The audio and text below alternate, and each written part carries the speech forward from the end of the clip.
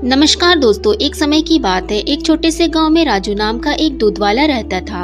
उसके पास एक गाय थी जो पूरे गांव में सबसे स्वादिष्ट और अधिक मात्रा में दूध दे देती थी। हर सुबह वह दूध निकालता और गांव के लोगों तक दूध पहुंचाता था।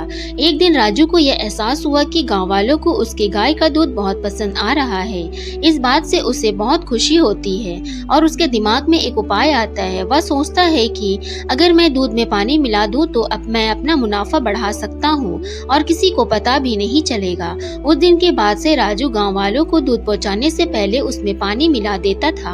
उसे लगने लगा था कि वह बहुत चालाक हो गया है और उसके इस काम के बारे में किसी को पता नहीं चलेगा। फिर भी गांव वालों को दूध के स्वाद में बदलाव नजर आता है क्योंकि उसका स्वाद अब पहले जैसा नहीं था। जल्द ही राजू के दूध में पानी मिलाने की खबर पूरे गांव में फैल जाती है। लोग शिकायत करने लगते हैं और उसके दूध का बहिष्कार करते हैं। लोगों को बहुत गुस्सा आता है क्योंकि उन्हें लगता है कि उन्होंने जिस पर भरोसा किया उसी ने उनके साथ धोखा किया है। राजू के गलत काम की वजह से उसका धंधा नीचे गिरने लगता है। उसे अपनी गलती का एहसास होता है, लेकिन अब बहुत देर हो चुकी थी। उसकी गांव वालों की नजर में जो इज्जत थी वह खत्म हो चुकी थी। गांव वाले अब उस पर भरोसा नहीं कर सकते थे और उसका दूध लेने से मना करने लगे। अपने किए पर शर्मिंदा होकर राजू ने फैसला किया कि वह अपने काम करने के तरीके को बदलेगा। उसने कसम खा ली कि वह एक ईमानदारी व्यापारी बनेगा और गांव वालों का भरोसा वापस जीतेगा। राजू ने फिर से गांव वालों को शुद्ध और बिना मिलावट के दूध देना शुरू किया। धीरे धीरे गांव वालों को राजू के काम करने के तरीके में बदलाव नजर आया और उसकी तारीफ करने लगे। गांव के सब लोगों ने उसे माफ कर दिया और फिर से उससे दूध लेना शुरू कर दिया। राजू ने ईमानदारी के महत्व और लालच के परिणाम के बारे में एक जरूरी सबक सीखा। उस दिन के बाद से राजू एक ईमानदार दूध वाले के नाम से जाने जाना लगा। उसे उसकी खोई हुई इज्जत और गांव वालों का भरोसा वापस मिल गया। उसका धंधा फिर से चलने लगा। उसे समझ आ गया कि असली सफलता ईमानदार होने और ईमानदारी से दूसरों की सेवा करने से आती है। फिर राजू ने एक दुकान खोला और राजू ने ईमानदारी से काम करना शुरू किया और धीरे धीरे उसका व्यापार और भी बढ़ने लगा।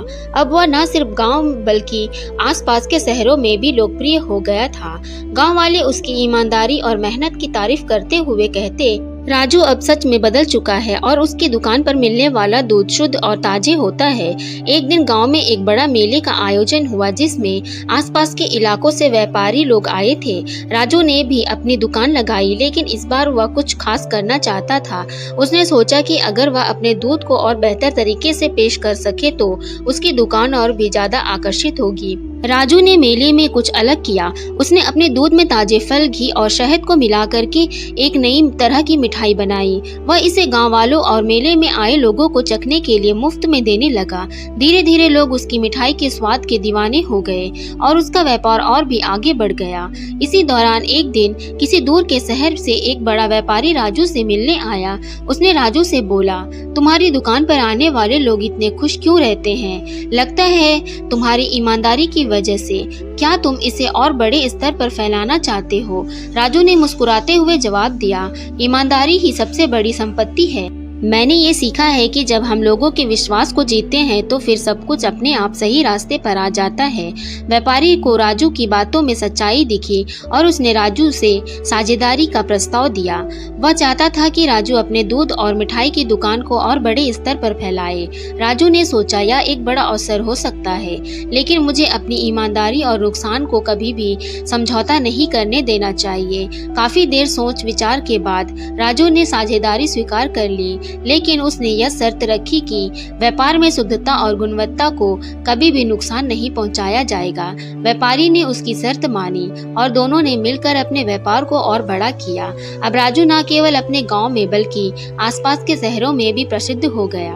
उसने अपने अनुभव से यह सीखा कि मेहनत, ईमानदारी और सही फैसले ही किसी भी व्यक्ति को सफल बना सकता है।